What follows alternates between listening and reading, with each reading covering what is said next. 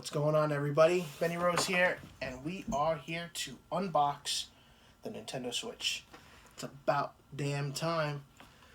So, I'm not going to go into any derailments. Just get to what we're here for. So, let's take a look and see if we have tape on this bad boy, which looks like we don't need this. Okay.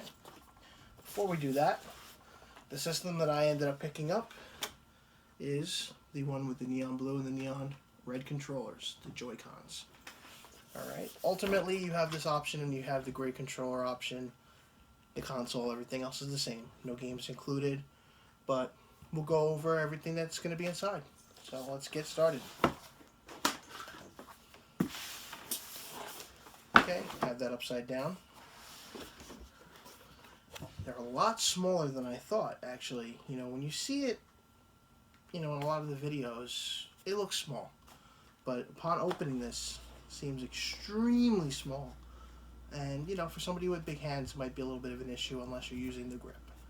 So, here we are. That's the front layer. So it looks like the box is going with the traditional Nintendo style from the Wii U, where they have layered boxes. And the content will be, you know, as you work your way down, you get your cables. You know, in this case, you'll have the dock, and you'll have the grip. So let's get this started. We'll take the console out first. For some reason, I felt that this was bigger, you know, by the pictures. So, you know, that's just my opinion. This is the first time I'm actually, you know, seeing the system up front in person. So that is the system itself, tablet mode, essentially. Okay, put that to the side for now. And then we have our left Joy-Con, which is the neon blue. Okay.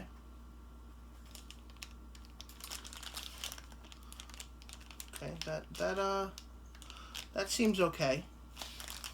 I feel that this feels a little more like a toy. You know, I think the HD rumble will be something that'll change the way people feel as far as the experience goes. It's tiny. It's really tiny. It's a really interesting design, you know. Same thing with the right Joy-Con. Okay. Now, take these out.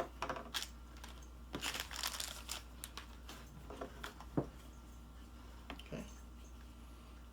You know, you have the triggers that are actually, you know, they're out a little bit, so they feel good to the touch when holding them in this mode. So if you're doing like airplane mode and you have the system in tablet mode, you basically could play like this or with the grip. I think this would be okay. I mean, one thing I've always felt weird with Nintendo's design with the Wii U when the Pro Controller came out was the layout of the analog stick. It's a little strange for me, you know, when you're used to having your analog sticks in one place on both sides. Takes a little getting used to. I didn't play with the Pro Controller and the Wii U too much, so, you know, we'll have to see how that plays out. Okay, so, got that. Before we get into anything else, we might as well pop the system out. Nice and gentle. It's got a good weight to it. The screen's got a ton of dust on it already. Okay. And your Joy-Cons slide in on the side. And it looks like your eject button is right here to allow it to get into place. So let's try that. Clicks in, easy. Okay. Same thing with the other side.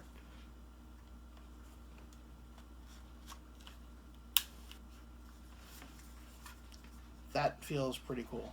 See, now when you get the entire package in a portable sense, it feels a lot better.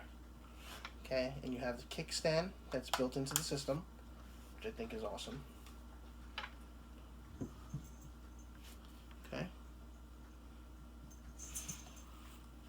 So we'll put that on the side for now. And let's get into the next layer of the box.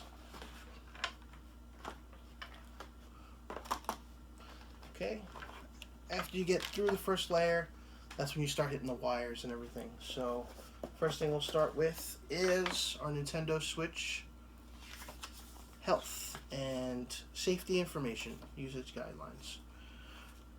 You know what I do with this, right? Who reads that stuff? Then when the system goes on fire, you know, it's my fault. So, HDMI cable. I'm glad that companies finally started, you know, putting stuff like this in the box. Because in the beginning with the Xbox 360, the PS3, we're still getting component cables. So, a little bit of a hassle. Granted, the cables are a lot more, you know, inexpensive than they used to be. So, there's no reason they shouldn't. So, that's in the box. We have our power cable that, now that I see it in person, feel a little better about it. There was some conversations going around with resident photographer of Gaming Age, Anthony, and I about me calling this a brick from the era of the NES days when we had the brick that was wider that would actually block 2 outlets. He felt that I shouldn't be calling it a brick because a true brick is something like the Xbox One power brick, even though my terminology with it is based on going into the wall versus physically looking like a brick, because obviously this would lose that battle. But this seems a lot better than pretty much I expected. It seemed a little wider in the pictures, so that's a good sign. Now, the interesting part is the end. For those of you that are not familiar, this is a new type of end that is not Nintendo proprietary. This is USB-C. USB-C is becoming a new USB standard and started with the Macs. So basically you can get a USB-C to USB-A or B type of cable and work it with your system. So that's, you don't have to depend on Nintendo for replacement cables. The power side, you might be a little, you might have to do a little more research based on some reports that have come out already about people using portable battery backups to charge the unit on the go. Not enough voltage, so just be careful with that stuff. So moving on, we have the looks like the straps, or the strap, and my cat is trying to escape. Get away from the damn door. Sorry. So we have one of the grips here. I believe there's 2 of these. Yes. There's 2 of these. Basically, it is a strap that you put on just like the Wii controller of the past. The difference is this has a locking mechanism that actually transforms the 2 side buttons on the Joy-Cons to feel a little bigger and feel more like a controller. So now that we have this on the tablet's kickstand, we can pull that out and get this in place. So the question is there one particular for each? Doesn't look like it. It looks like they match. So it would just, I'm guessing we're going to slide in, use the button here again. Let's see if I figure this out.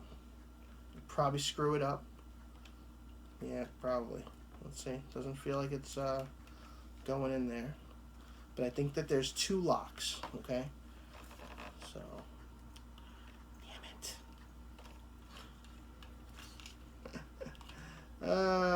it. So, maybe this way. No, see, just to give you an example, that's wrong.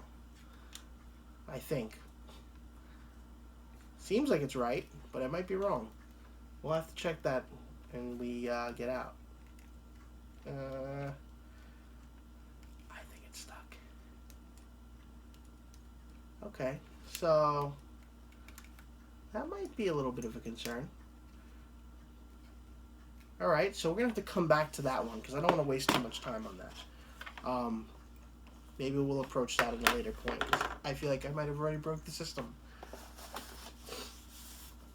Now, you have the grip.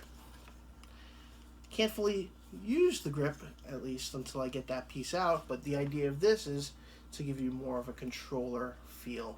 a traditional controller feel. So you would basically slide this in. That's one side. And the red one that is technically kind of stuck right now. You know, this might be a time when you want to look at instructions, to be honest with you. So we'll, again, have to go back to that. That's pissing me off now. But I think the last part of the box, literally, the end of the box, this is it, is the dock. You know, it's not the console, because this is the console, but this is what lets you play it on the television.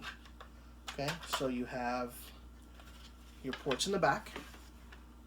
Okay, you have standard USB, you have your HDMI out, you have your AC adapter, which is the USB-C, and then you have room for a little bit of your wire management when it's back there. That closes up neatly.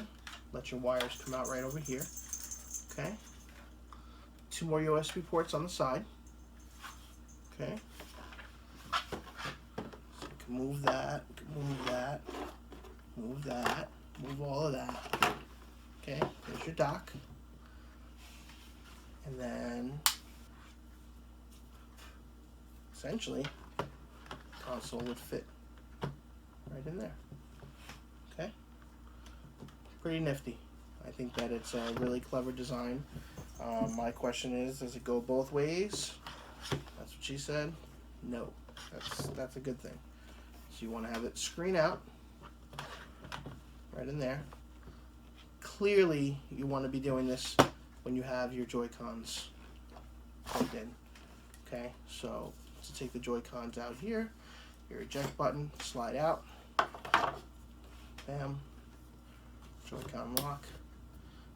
Again, this is blowing my mind that I potentially put this in wrong. I did read some reports that people did have issues with the straps. So be mindful to that there is a chance. And I think I might have almost. Yep. And I don't know if I'll ever use those again, simply because of that frustration. Okay? So then, boom. So when that's in there, take it in and out. Thank you so much, guys. Till next time, take care and have fun.